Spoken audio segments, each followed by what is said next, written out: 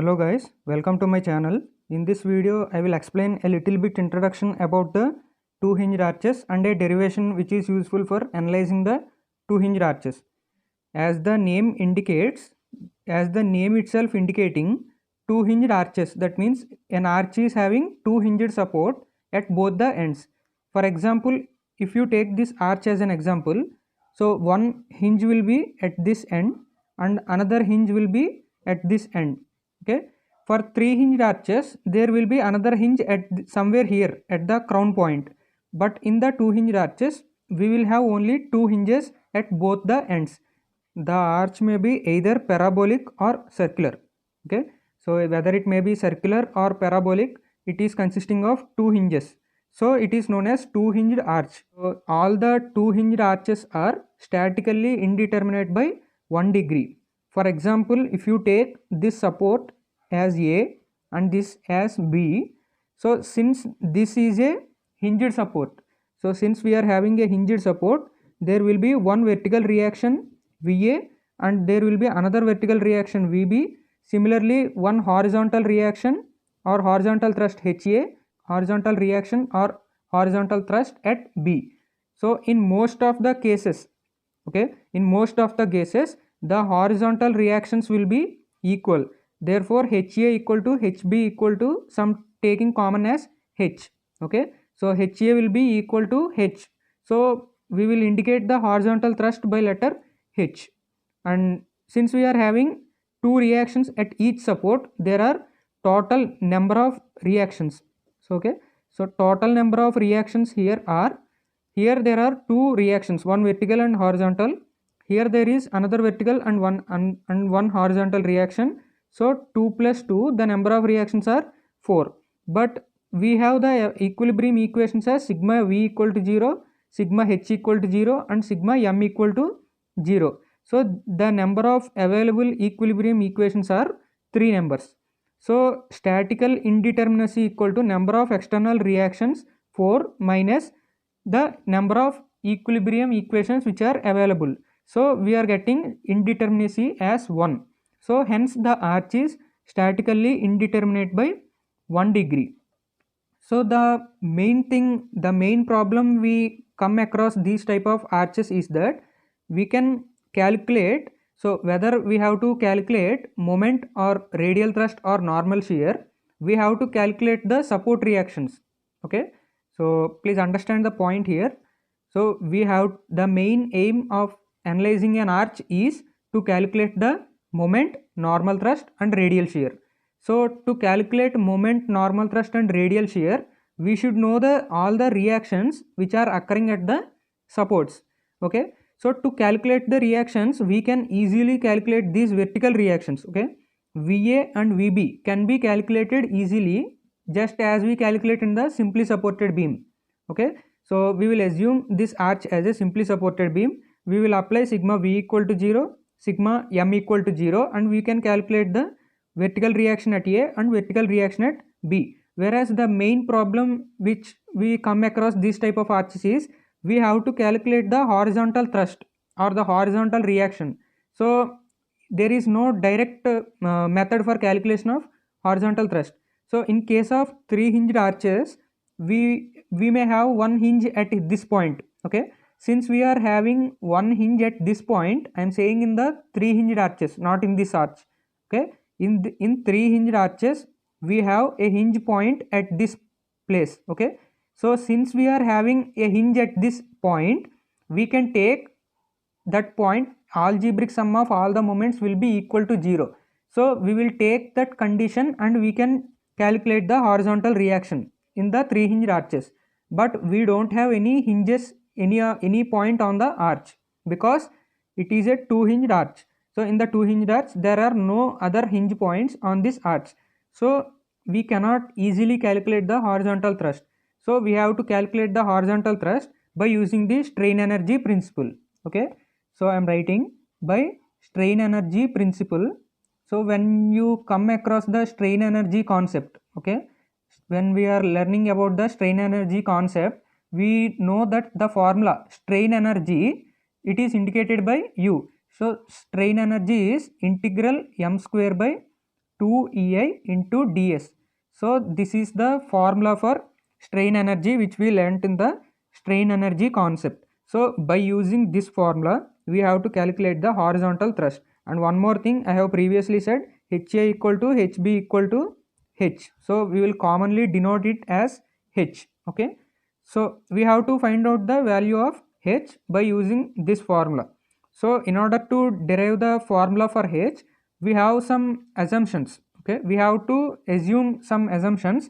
So what I am assuming is that the moment of inertia, we know I. So moment of inertia in the arch is equal to I naught secant theta, because the moment of inertia changes with the theta value. Okay, since it is inclined, it is not a straight member. So since it is an inclined member, it will be equal to I naught secant theta. And so this is the assumption I am assuming in this particular derivation. And for derivation I am considering a small elemental part. Okay, so this is the small elemental part of length ds. So this is the length from here, this point to this point, the length is ds. So this is a small elemental part which I am taking from the arch, and I am projecting a horizontal line as well as vertical line from the 2 points. So in the horizontal direction I have projected one line, and I have projected one line in the vertical direction. Now what I will do is that I will enlarge this particular portion and I will draw separately here. Okay, so I am enlarging this part. If you enlarge this part, you will get a right angle triangle. Okay, so you may get one doubt that this is a curved part. Okay, so this is a curved part. Since it is a small elemental part, it is assumed as a straight line. So that is also one of the assumptions. So since this is a small part, I am taking nearly as a straight line. So this line, this small curved line is ds. The length of this line will be ds. Since it is in the vertical direction, I am taking as dy, and this is dx having angle theta. Okay, now I want the relation in terms of dx. So we are having in the formula ds, so we have to change that one into dx. Okay, so the relation which gives, so the trigonometric function which gives the relation between the dx and ds, I mean adjacent side and hypotenuse. There are only two trigonometric functions which give the relation between the adjacent side and the hypotenuse. So that will be cosine function and secant function. So for example, I am taking cos theta. So cos theta equal to, the formula for cos theta is adjacent side by hypotenuse. Adjacent side is dx and hypotenuse is ds. So from this we can calculate the value of ds, that is equal to dx by dx by cos theta. Okay, so ds equal to dx by cos theta. So 1 by cos theta, so that means dx into 1 by cos theta. We know 1 by cos theta is the secant theta. Okay, trigonometry function formula, 1 by cos theta is secant theta, and this is the relation which we have to remember, which is used in the further step. Okay, this is one of the this is one of the relation, and this is one of the relation. Now we have to remember these two relations. Now coming to the actual derivation, so I have taken small part ds, dx and dy. Now I am taking, so in this formula we are having moment m, that means moment. So in the arch, okay, we know in the arch the moment m at any point is equal to mu x minus h y x. Okay, so I am explaining, m is the moment in the arch. Okay, at any point on the arch, if you take any point, so m will denote the moment at that point. That moment in the arch will be equal to mu x minus hyx, where mu x is the beam moment. That means in the concept of three hinged arches, or in the basics of arches chapter, we have learnt this formula. That means mu x means beam moment. Okay, mu x is beam moment. That means we have to assume this entire arch as a simply supported beam, and we have to calculate the moment at the required point. So for example, it may be x.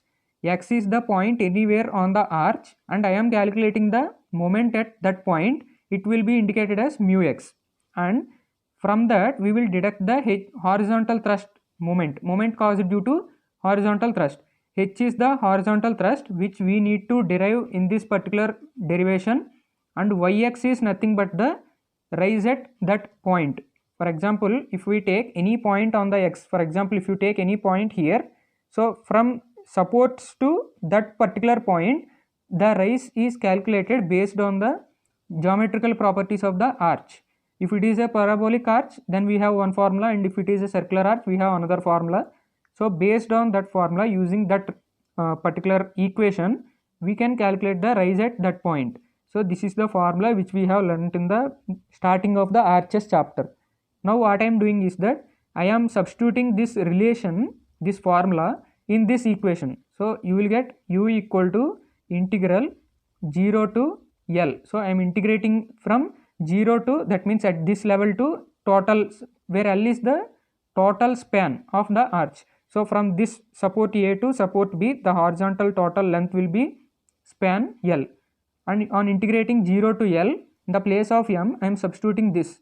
So you will get mu x minus hyx whole square, you are having whole square, divided by 2ei into ds. So on substituting this formula in this equation, I have obtained this formula. If supports of the arch do not yield, if yielding is not permitted, that means if the supports are not sinking, I haven't told you that supports are yielding at so and so amount, so the supports are not yielding. So if this is the condition, then dou u by dou h will be finally equated to 0. So this is the one of the conditions we have to use for the derivation, because dou u by dou h equal to 0, the reason is the supports are not yielding. If the supports are not yielding, then this is the condition. If the supports are yielding, the particular amount will be included at this point, but for now the supports are not yielding, we are assuming that the supports are not yielding, so dou u by dou h will be equal to 0. So the meaning of dou u by dou h is, so whatever the formula for u, so this is the strain energy we are having, we have to differentiate this entire equation with respect to h. So with respect to h we are differentiating this entire equation, and whatever the equation we have obtained, finally we will equate it to 0 in order to find the value of h. Now I am partially differentiating this equation. Now partially differentiating this equation, I will get dou u by dou h equal to, so I have differentiated on left hand side, now differentiate on right hand side, integral 0 to L. Now this is in the form of x square, so d by dx of x square is 2x, so this is also in the same form, so I am writing 2 into mu x minus hyx, mu x into hyx divided by, since we are partially differentiating with respect to h in this equation, we have to differentiate partially this term. If you differentiate this term, you won't get any value, it will be equal to 0, since this is a partial differentiation. So in the partial differentiation, we are differentiating with respect to h. So if you differentiate this with respect to h, you will get minus yx, 2 into mu x minus hyx into minus yx, that means dou by dou h of minus hyx, it will be equal to minus yx. So in the denominator we are having 2ei, and at last it is into ds. This 2 and 2 will be cancelled. Now dou u by dou h equal to 0, because supports are not yielding. Now equate it to 0. So 0 to L, mu x minus hyx into minus yx divided by E into, so initially we have assumed I equal to I naught secant theta. So in the place of I, place I naught secant theta. I am placing the assumption here, I equal to I naught secant theta, so I have substituted here, and also ds equal to secant theta into dx. So secant theta into dx. Okay, this is the relation we have calculated here. Okay, so secant theta and secant theta will be cancelled. Now on the next step, 0 to L mu into, so I am multiplying each and every term and separating the into, I am splitting it into two terms, mu x into minus yx. It will be minus mu x into yx divided by e into I naught into dx plus 0 integral 0 to L minus into minus, it is plus hyx into yx, hyx square divided by e I naught multiplied by dx equal to 0. Okay, so in the denominator ei is constant. If I take outside and send to right side of this equal sign, it will be finally equal to 0.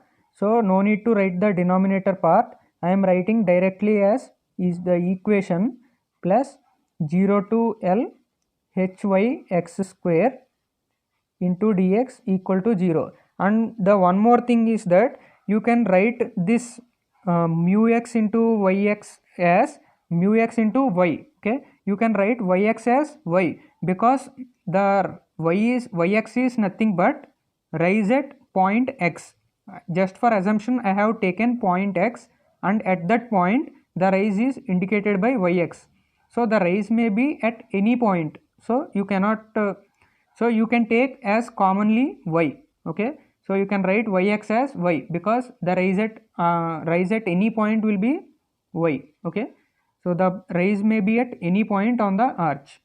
Now from this we are having negative term and positive term. So sending this negative term towards right side, you will get integral 0 to L hyx square into dx equal to integral 0 to L mu x into yx, okay, into dx. So I am sending this term towards right side. From this the h is constant, so I am taking outside. So integral 0 to L y square into dx equal to integral 0 to L. So I have told you yx can be written as y. Okay, commonly I am writing for any point. Okay, mu x into y dx. So from this we can take h value.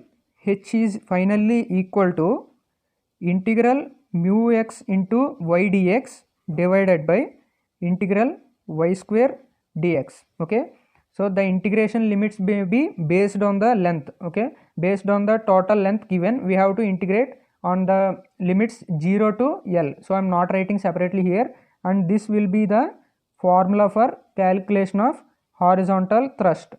Okay, so to calculate the horizontal thrust in the two hinged arches, we frequently use this formula to calculate the horizontal thrust. So the thrust at the thrust in the arch, horizontal thrust will be equal to integral mu x into y dx divided by integral y square into dx. So this is the derivation regarding the horizontal thrust in the two hinged arches. Thank you.